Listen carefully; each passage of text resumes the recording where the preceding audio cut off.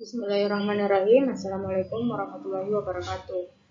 Perkenalkan, nama saya Indah Ramadhani Anwar dengan NIM D1 219 036 dari kelas Agroteknologi B. Adanya video ini untuk memenuhi tugas dari mata kuliah Teknologi Produksi Tanaman pada Lahan Suboptimal.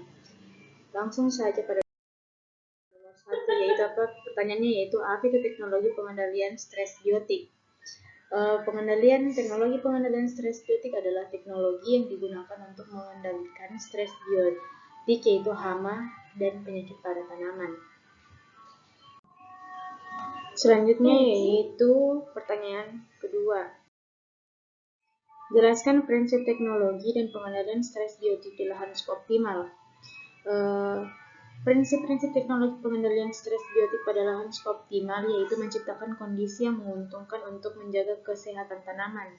Tanaman yang sehat tidak terlalu rentan terhadap serangan hama dan penyakit.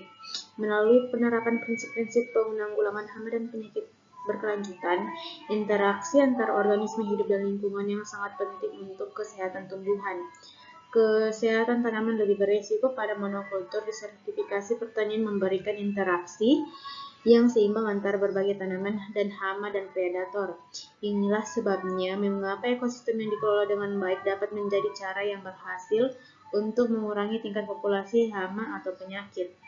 Varietas tanaman tertentu memiliki mekanisme yang lebih efektif daripada yang lain karena sifat adaptifnya terhadap lingkungan dan karena memiliki risiko infeksi yang lebih rendah. Selanjutnya nomor ketiga yaitu uraikan tindakan pengendalian dan pemantauan hama dan penyakit tanaman pada lahan suboptimal. Tindakan pengendalian penyakit dan hama sangat didasarkan pada penguasaan tanaman dengan tujuan meningkatkan pertahanan diri dan dengan mencegah berjangkitnya hama dan penyakit. Selanjutnya yaitu pemantauan hama dan penyakit tanaman pada lahan suboptimal. Pemantauan hama, penyakit, dan gulma secara teratur merupakan dasar pengelolaan yang efektif. Untuk dapat mengolah hama, penyakit, dan gulma diperlukan informasi mengenai OPT tertentu, penyakit dan gulma yang ada di wilayah, desa, atau ladang tanaman, dan kerusakan terkait yang ditimbulkannya. Selanjutnya yaitu nomor 4. Uraikan tindakan pengendalian gulma dalam kebun pada lahan suboptimal.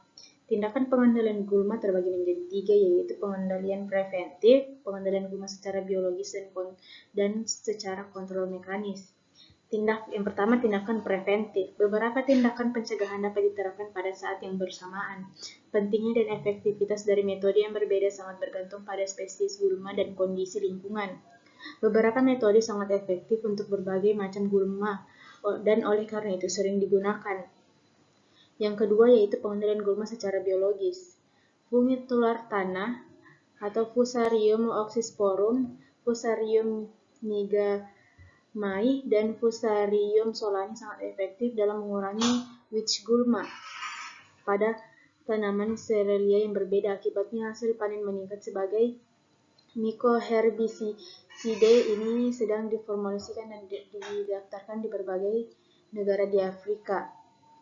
Disebut mampu menekan perkecambahan biji witchweed atau malah merusak benih gulma. Mereka adalah agen pengendali hayati yang sangat menjanjikan karena dapat dengan mudah dan murah diformulasikan menjadi inokulan benih. Isolat Pseudomonas fluorescens tidak secara signifikan menghambat perkecambahan biji Striga hermonthika, namun saat ini tidak ada produk biokontrol yang tersedia. Selanjutnya yaitu pengendalian secara kontrol mekanis.